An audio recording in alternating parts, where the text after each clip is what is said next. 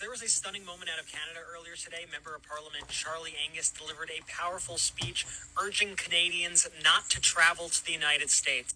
Angus emphasized that it's far too dangerous for people to travel to the United States because of all these illegal detentions that the Trump administration are doing, like how they are taking people off the streets and sending them to El Salvadorian prisons. Watch this powerful speech from Charlie Angus, and to hear more from Charlie Angus, check out our interview with him on the Midas Touch podcast. It's on Apple Podcasts and Spotify.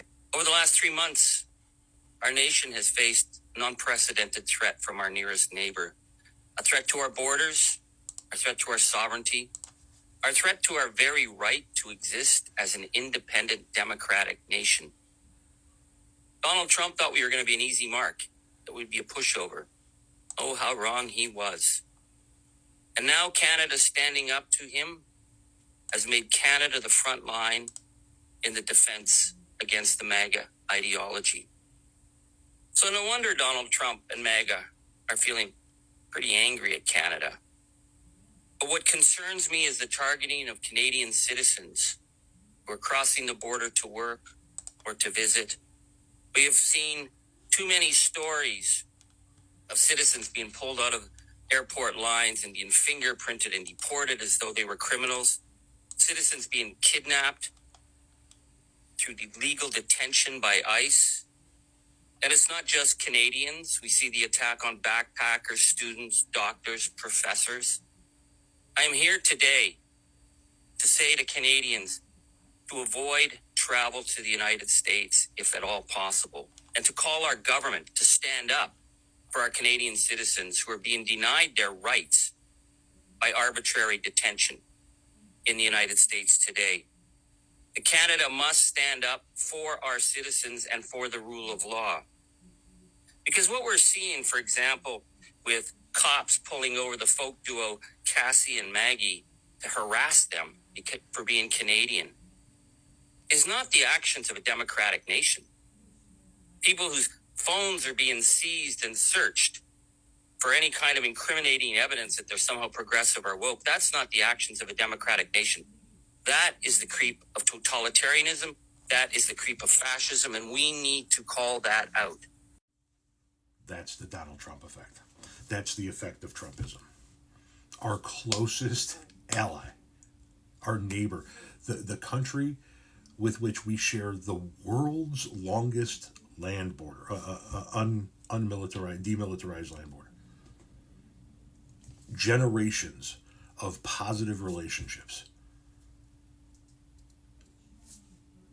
And now their government is urging them not to come here because we can't be trusted.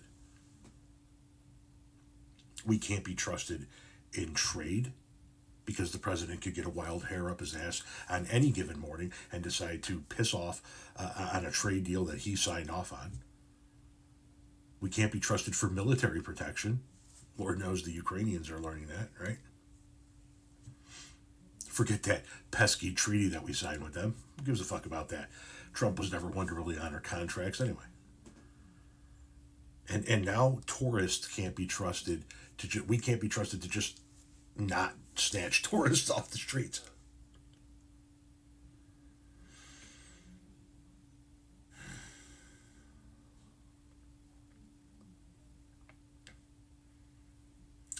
What MAGA has done to this country is one of the darkest stains and one of the most grotesque eras in American history. We are seeing what happened in Central Europe in the 20s and 30s creep its way into American politics. Totalitarian fascism is here. It's Trumpism. It's Project 2025. It's here. Do you need a reason to go out and vote in the special elections in New York and Florida next month? Here you go. Yeah, I don't know. Are you guys aware that there are special elections for 3 House seats? 2 in Florida, 1 in New York. These are people that Donald Trump pulled out of Congress, pulled out of the House of Representatives to try and have serve in his administration. Some serve in his administration now. Some, like Matt Gaetz, had to resign in disgrace and go back to Florida and, I guess, focus on Cameo. If the Democrats win those 3 seats, we take control of the House of Representatives. Hakeem Jeffries is the Speaker of the House, not Ron Johnson, and at least his economic agenda can be stopped in the House. If we lose these 3 special elections, the next chance is 2026 in the midterms.